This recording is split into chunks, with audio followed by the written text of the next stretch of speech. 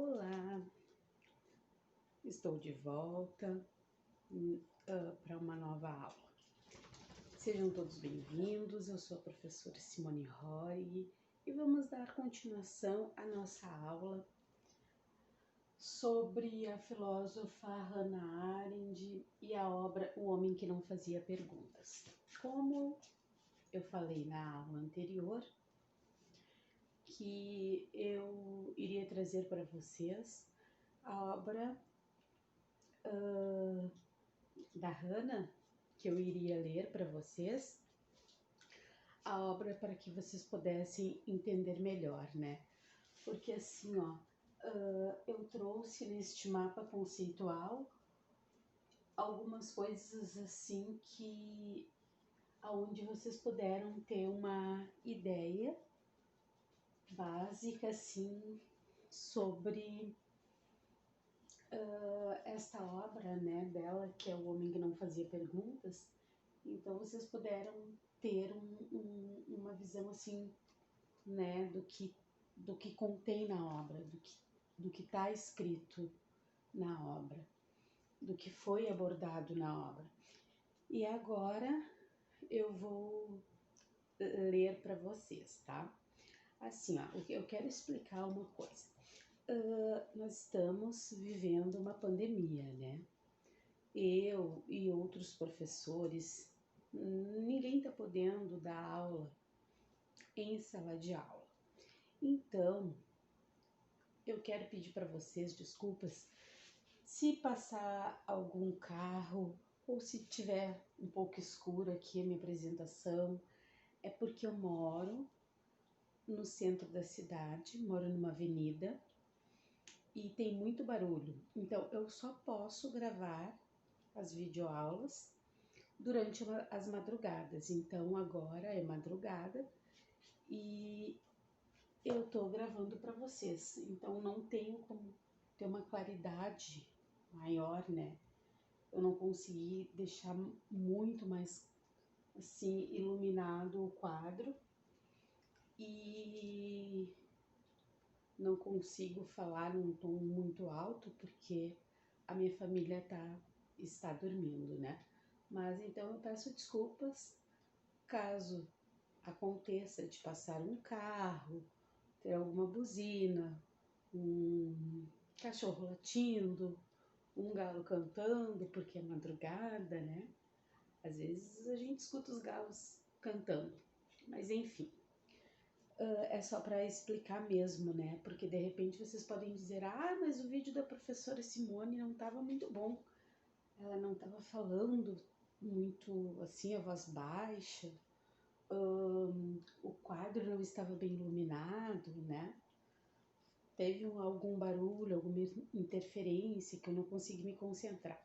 Então, só para todos terem consciência de que eu tô gravando agora, de madrugada, porque eu tentei gravar de manhã, não deu, à tarde não deu, à noite não deu, então eu escolhi a madrugada para gravar, tá? Agora eu vou ler o texto de Hannah Arendt para vocês, e aí vocês vão entender o que tem aqui, tá bom? Vamos lá, então. O Homem que Não Fazia Perguntas, Hannah Arendt. O nazista Adolf Eichmann foi um administrador esforçado. A partir de 1942, esteve no comando do transporte dos judeus da Europa para o campo de concentração na Polônia, incluindo Auschwitz. Isso fazia parte da solução final de Adolf Hitler. O plano de matar todos os judeus que viviam em terras ocupadas pelas forças alemãs. Eichmann não era responsável pela política da matança sistemática. Não foi ideia dele. Porém, ele estava profundamente envolvido na organização do sistema ferroviário que tornou essa política possível. A partir da década de 1930, os nazistas introduziram leis que acabavam com os direitos do povo judeu. Hitler culpara os judeus por quase tudo que estava errado na Alemanha e tinha um desejo cruel de vingar-se deles. Essas leis impediam que os judeus frequentassem escolas estaduais, forçavam-os a ceder dinheiro e propriedades e os fazia usar uma estrela amarela. Eles tinham que usar no campo de concentração, junto com o uniforme de prisioneiros, uma estrela de tecido assim amarelo.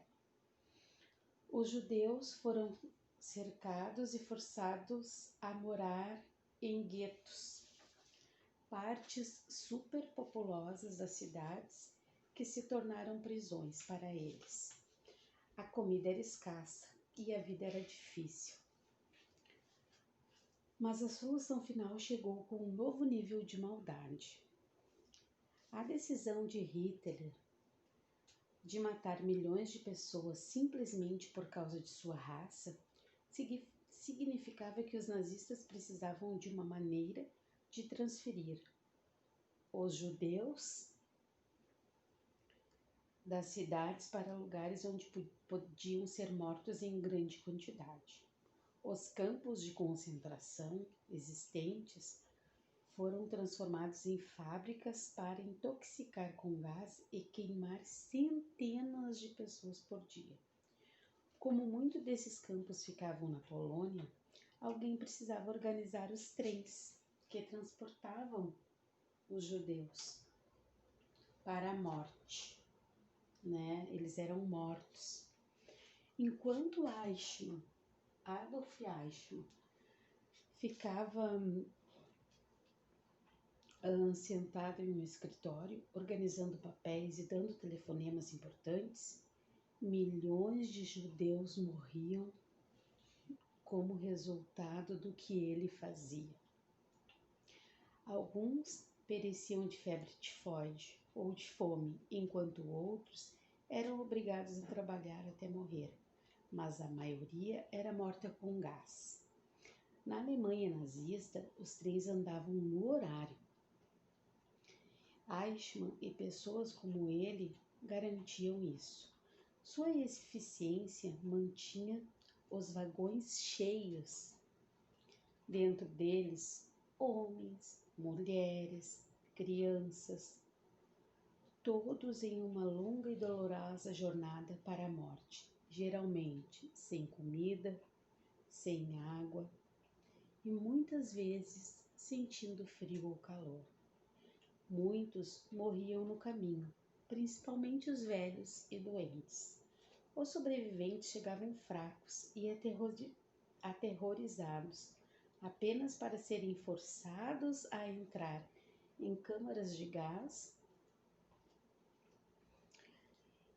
disfarçadas de chuveiro, onde todos deviam entrar despidos. As portas eram trancadas. Era ali que os nazistas matavam com gás Zyklon. Os corpos eram queimados e seus pertences saqueados. Os mais fortes, quando não eram escolhidos para morrer, assim que chegavam, eram forçados a trabalhar em condições atrozes e com pouca comida. Os guardas nazistas batiam e atiravam neles por diversão. Eichmann teve um papel significativo nesses crimes. Contudo, depois da Segunda Guerra Mundial, conseguiu escapar das forças aliadas e acabou chegando à Argentina, onde morou alguns anos em segredo. Em 1960, no entanto, ele foi encontrado e capturado em Buenos Aires por membros do Mossad, a polícia secreta israelense. Ele foi drogado e enviado para Israel para o julgamento. Seria Eichmann, Adolf Eichmann, um sujeito maligno, um sádico, que se deleitava com o sofrimento dos outros? Isso era o que todos acreditavam antes do julgamento começar. Teria outro motivo para participar deste holocausto? Durante muitos anos, seu trabalho fora encontrar formas eficazes para enviar as pessoas para a morte. Certamente, só um monstro seria capaz de dormir à noite depois desse tipo de trabalho. A filósofa Hannah Arendt, que nasceu em 1906 e faleceu em 1975, judia alemã, que emigrou para os Estados Unidos, relatou o julgamento de Eichmann para a revista New York. Ela queria ficar cara a cara com um produto do Estado totalitário nazista, uma sociedade em que não havia espaço para o indivíduo pensar por si próprio.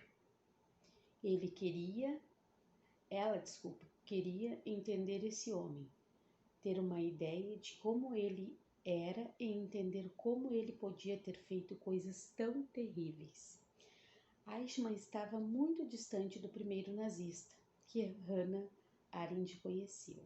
Ela mesma fugiu dos nazistas, deixou a Alemanha pela França, mas por fim se tornou uma cidadã dos Estados Unidos. Ainda jovem, quando estudava na Universidade de Marburg, tivera aula com o filósofo Martin Heidegger. Eles foram amantes durante um curto período, apesar de ele ser casado e ela ter apenas 18 anos. Heidegger estava ocupado escrevendo Ser e o Tempo, de 1962. Livro inacreditavelmente complexo que muitas pessoas tomavam como uma grande contribuição à filosofia e outras como uma obra propositalmente obscura. Depois ele viria se envolver com o Partido Nazista, apoiando políticas antissemitas. Ele chegou a retirar o nome de um antigo amigo, o filósofo Edmund Husserl, da dedicatória de O Ser e o Tempo. Agora em Jerusalém, Arendt estava prestes a conhecer um tipo bem diferente de nazista. Ali estava um homem comum que escolheu não pensar muito no que fazia. Sua negação do pensamento teve consequências desastrosas. Mas ele não era sádico perverso que ela esperava encontrar. Era um sujeito comum, porém igualmente perigoso. Um homem que não pensava.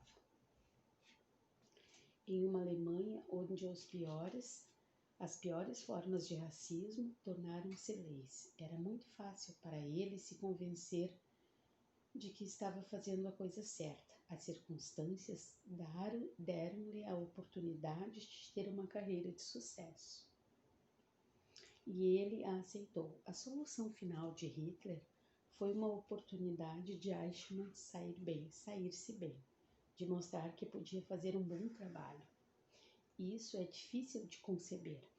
E muitos críticos de Arendt não consideraram que ela estava certa, mas ela sentia que ele havia sido sincero quando afirmou que estava cumprindo seu dever.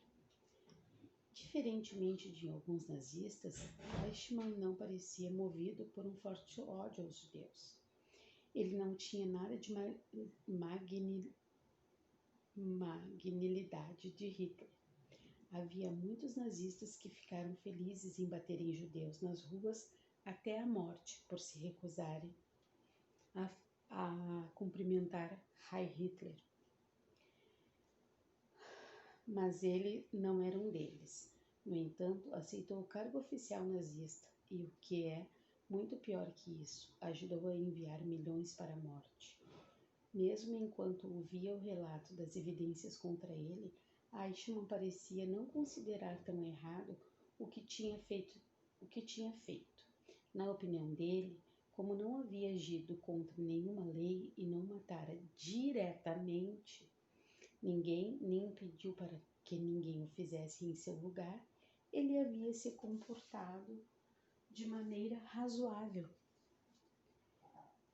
Ele foi criado para obedecer à lei, treinado para seguir ordens, e todas as pessoas à sua volta estavam fazendo a mesma coisa. Ao executar ordens de outras pessoas, ele evitava se sentir responsável pelos resultados de seu trabalho diário. Não havia necessidade nenhuma de Eichmann ver as pessoas amontoadas dentro de vagões ou visitar os campos de concentração. Então, ele não fazia isso. Esse homem disse à corte que jamais poderia se tornar um médico, porque tinha medo de ver sangue. No entanto, o sangue continuava nas mãos dele. Ele era o produto de um sistema que, de certa forma, o impediu de pensar criticamente nas próprias ações e nos próprios resultados que elas teriam para as pessoas reais. Era como se ele realmente não pudesse imaginar o sentimento das outras pessoas. Prosseguiu com uma crença ilusória em sua inocência durante todo o julgamento. Ou era isso, ou ele tinha concluído que a melhor maneira de se defender era dizer que estava apenas obedecendo ordens. E o caso foi esse. Ele convenceu Arendt. Arendt usou a palavra a banalidade do mal para descrever o que ouviu em Eichmann. Se algo é banal, é comum, entediante e sem originalidade. Segundo ela, o mal de Eichmann era banal, no sentido de ser o mal de um burocrata, de um gerente e não de uma pessoa má. Ele era o exemplo de um típico homem comum, que permitiu que as visões nazistas afetassem tudo o que ele fazia. A filósofa Hannah Arendt foi inspirada pelos eventos que aconteciam à sua volta. Ela não foi o tipo de filósofo que passou a vida pensando sobre ideias puramente abstratas ou debatendo incessantemente sobre o significado preciso de uma palavra. Sua filosofia estava ligada à história recente e à própria experiência, o que escreveu em seu livro, Eichmann em Jerusalém. Foi baseado em suas observações de um homem e dos tipos de linguagem e justificativas que ele dava, a partir do que viveu.